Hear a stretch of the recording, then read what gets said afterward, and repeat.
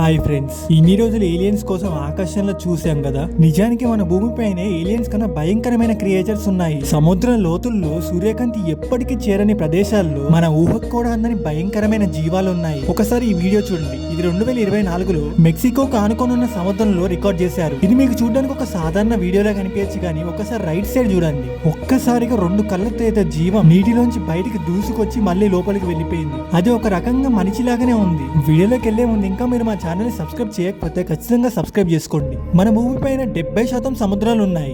అందులో కేవలం 20% మాత్రమే ఇప్పటిదాకా మనం ఎక్స్ప్లోర్ చేసాం. ఇంకా 80% మిగిలిపోయే ఉంది. ఆ 80%లో అత్యంత భయంకరమైన ప్రదేశం ఏంటంటే 3000 మీటర్ల లోతులో ఉన్న చీకటి సముద్రం. ఇందులో సూర్యకాంతి కూడా లోపలికి రాలేదు. నీటి ఒత్తిడి ఎముకల్ని పిండేస్తుంది. చాలా తక్కువ ఆహారం ఉంటుంది, పైగా చీకటిగా ఉంటుంది. ఇందులో ఉండే జీవాలకి కళ్ళుతో అవసరమే ఉండదు, ఎందుకంటే కళ్ళు ఉన్నా చూడడానికి పనికిరావు. ఇందులో ఉండే చాలా జీవాలకి కళ్ళు అసలు ఉండవు. కొన్ని జీవాలకైతే స్వయంగా అవే ఒక టార్చ్ లైట్ ని వెలిగించుకుంటాయి. దాన్నే బయోల్యూమినెస్ సైన్స్ అంటారు. అక్కడ ఉండే జీవాలకి ఎముకలు డైమండ్ కన్నా ఎక్కువ స్ట్రాంగ్ ఉంటాయి. అందుకే అవి ఆ ప్రెజర్ ని తట్టుకోగలుగుతున్నాయి. వాటి శరీర ఆకారం మనం ఊహించిన దానికన్నా భిన్నంగా ఉంటాయి. అందులో ఉండే జీవాలకి అసలు సూర్యకాంతి అవసరమే లేదు. దీన్ని బట్టి సూర్యకాంతి కంపల్సరీ కాదు, సూర్యకాంతి లేకుండా కూడా జీవం కొనసాగుతుంది. ఒకసారి ఊహించండి, అందులో ఉన్న క్రియేచర్స్ కి ఇంటెలిజెన్స్ ఉంటే, అంటే వాటికి కూడా ఆలోచించే శక్తి ఉంటే ఉండడానికి ఎక్కువ ఛాన్సే ఉందనుకోండి. ఒకవేళ ఈ బయటికి వస్తే మన పరిస్థితి ఏంటి? నిజానికి మనకన్నా అవే చాలా ఫిజికల్ గా స్ట్రాంగ్ గా ఉంటాయి, ఎందుకంటే అంత ప్రెజర్ ని చాలా ఈజీగా తట్టుకుంటున్నాయి.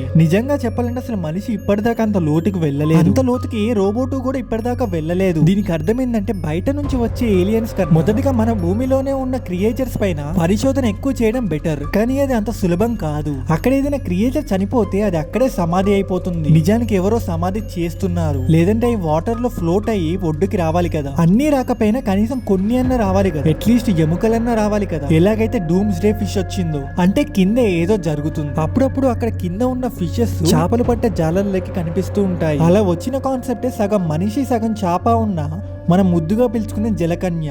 అండ్ ఇంకా మనం ఎక్స్పెక్ట్ చేయని చాలా క్రియేచర్స్ లోపల ఉన్నాయి. ఏదో ఒక రోజు అన్నిటి గురించి మనకు తెలుస్తుంది. దీని గురించి మీరేమనుకుంటున్నారో అభిప్రాయం కామెంట్ చేయండి. Thank you for watching.